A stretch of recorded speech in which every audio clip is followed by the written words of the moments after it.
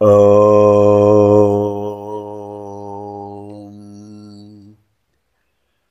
గురుభ్యో నమః. నమో దేవ్యై మహాదేవ్యై శివాయై సతతం నమః. నమః ప్రకృత్యై భద్రాయై నియతా ప్రణతాస్మతాం.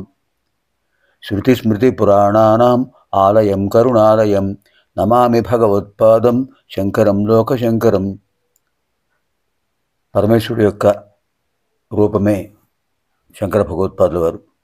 ఆయన మనకు అనుగ్రహించినటువంటి అత్యద్భుతమైన లహరి శతం, సౌందర్య లహరి. అందులో ఇప్పుడు 26వ లహరి వైశిష్ట్యాన్ని మనం తెలుసుకుందాం. ముందుగా శంకర భగవత్పాదుల వారు మనకు అనుగ్రహించినటువంటి లక్ష్మీ నృసింహకరామణ స్తోత్రంలో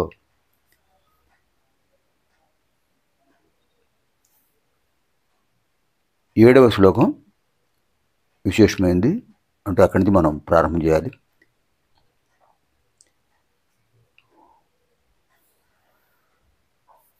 సప్తమ శ్లోక. సంసార సర్ప విషదగ్ధ మహోగ్ర తీవ్ర దంష్ట్రాగ్రకోటి పరిదష్ట వినష్ట మూర్తే నాగారివాహన సుధాబ్ధి నివాస శౌరే లక్ష్మీ నృసింహ మమ దేహి కరావలంబం.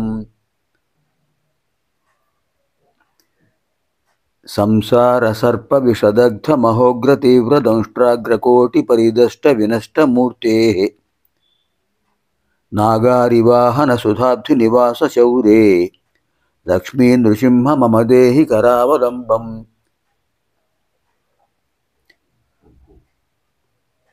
ఈ సంసారంలో అనేక సర్పాలు, సమస్యలు సర్పాల్లాగా విషాన్ని కక్కుతూ ఉంటాయి.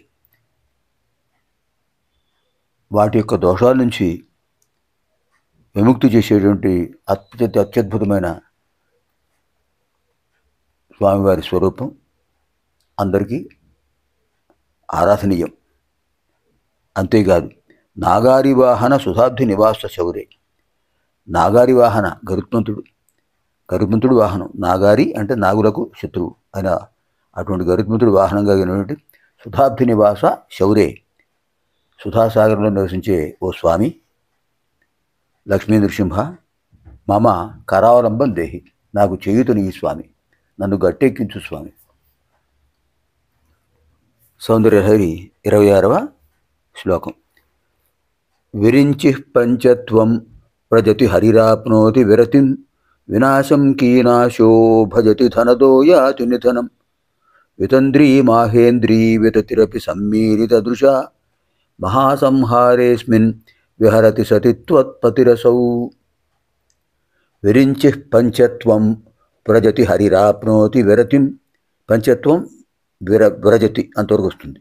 విరించి పంచత్వం వ్రజతి హరిరాప్నోతి విరతిం వినాశం కీనాశో భజతి ధనదో యాతి నిధనం వితంద్రీ మాహేంద్రీ వితతిరపి సమ్మీలిత దృశా మహాసంహారేస్మిన్ విహరతి సతి త్వత్పతిరసౌ. అమ్మా జగన్మాత, విరించి బ్రహ్మదేవుడు, పంచత్వం అంటే శరీరాన్ని విడిచిపెట్టడం, అంటే పిపీలిగాది బ్రహ్మ పర్యంతం కూడా వాళ్ళకి జనన మరణాలు ఉన్నాయి. శివకేశవులు మాత్రమే స్వయంభువులు. ఆ విషయాన్ని ఇక్కడ స్పష్టంగా శంకరుల వారు మనకు అనుగ్రహించారు, సూచించారు. విరించి పంచత్వం వ్రజతి, బ్రహ్మదేవుడు కూడా పంచత్వాన్ని పొందుతున్నాడు. హరిరాప్నోతి విరతిం, ఇంకా శ్రీహరి. ఇక్కడ హరి అంటే ఎవరు? శ్రీహరి. ఆయన ఏం చేస్తున్నాడు? విరతిం, విశ్రాంతి తీసుకుంటున్నాడు. ఎప్పుడు? ప్రళయ సమయంలో. వినాశం కీనాశో భజతి. కీనాశ అంటే యముడు కూడా వినాశం యాతి, నాశనాన్ని పొందుతున్నాడు. ధనదహ, కుబేరుడు నిధనం యాతి, మరణాన్ని పొందుతున్నాడు. మాహేంద్రీ వితతి అపి, మహేంద్రుడికి సంబంధించినటువంటి దేవతలందరూ అంటే దిక్పాలకులు మహేంద్రుడికి సంబంధించినటువంటి వాళ్ళు అంటే చతుర్దశ మనువులు కూడా సమ్మీలిత దృశ్య అమ్మవారు ఒక్కసారి అలా కన్ను మూస్తే చాలు అది ప్రళయం. ఆ సమయంలో వితంద్రి విశేషమైన జాడ్యం అంటే నిరుత్సాహంతో మాంద్యమైపోతోంది వాళ్ళ యొక్క సముదాయం కూడా. అంటే గాఢ నిద్రకు వెళ్ళిపోతున్నారు వాళ్ళందరూ.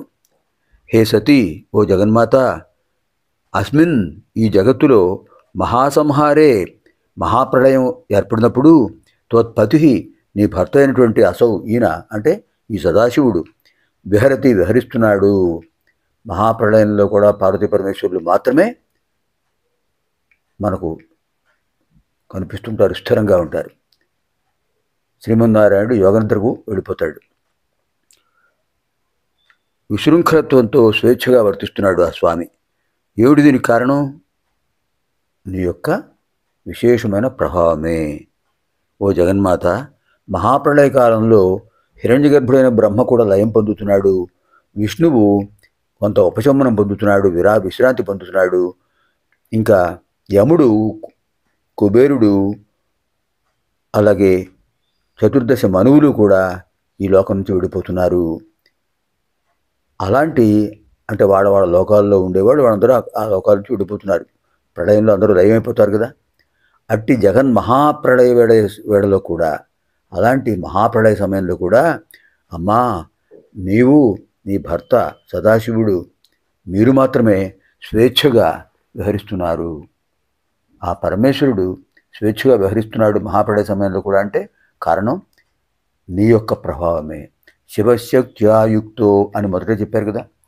ఆ అమ్మవారి యొక్క సహకారం ఉన్నది కనుకనే స్వామి స్పందిస్తున్నారు.